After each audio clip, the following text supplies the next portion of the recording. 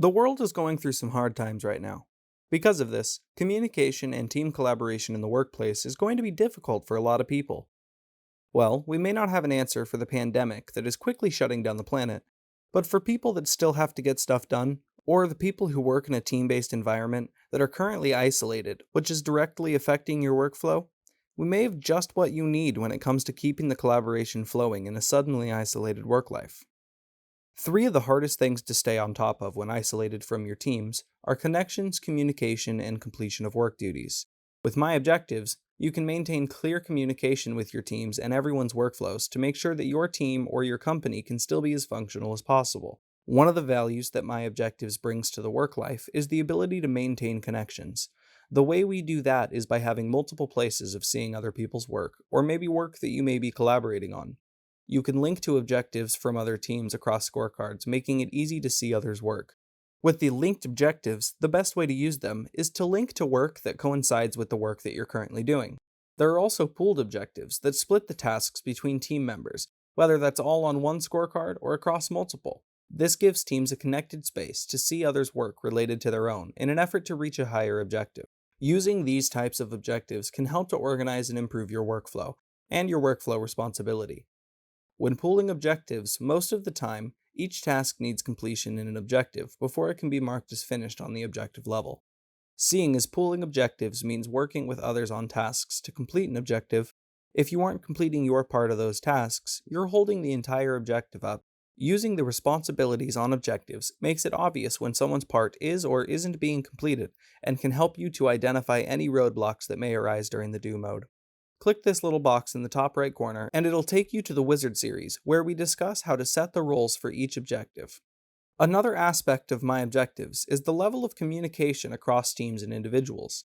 In a lot of cases, you may need to monitor someone else's work. One of the ways we do this is by added status updates in our software. When you open up the scorecard, you have a box called Status to note the current progress or the last update of the objective, to give people an idea of where you're at.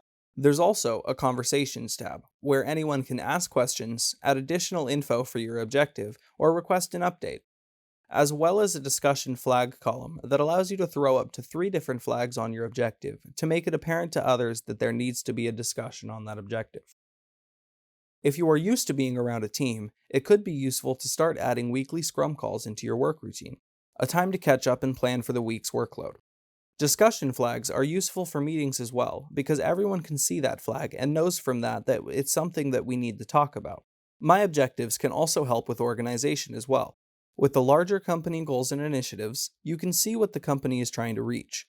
Once you have an idea of where the company is going, you can start to refine your objectives to match up with the larger goals and help you maintain a well laid out plan. This way, everything is a small push towards that company's future. With MyObjectives, you have the ability to customize how the software is used for each person or even an entire company.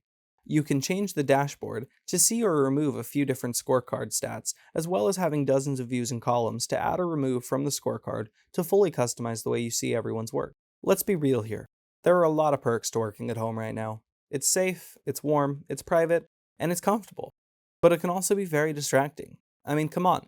That's where my hobbies and favorite belongings are. Of course it's easy to get distracted while working at home. But that's when things can start to slip through the cracks. If there is a timeline to your work, or others are relying on you to finish your objectives to start theirs, that can cause serious bottlenecks in the company's workload. An easy way to stay focused is to use your objectives. Focus on one thing at a time. If you have tasks, focus on those one at a time until you reach success on that objective. An easy way to make sure they are being accomplished efficiently is following along with the priorities you have set for those tasks, so that the most important get finished first. Or if you just use the objective level, just go down the list of priorities in order of importance and do your best to get as much accomplished with each one. One helpful tip I have found is that when working at home, I still dress and act as if I'm going to work. Sure, I'd be comfier in my pajamas lying in bed, but by putting on pants and shoes and preparing for the day, it starts to set my mind into work mode. The world may be a little upside down right now, but that doesn't mean your company has to follow suit. MyObjectives, keeping people connected.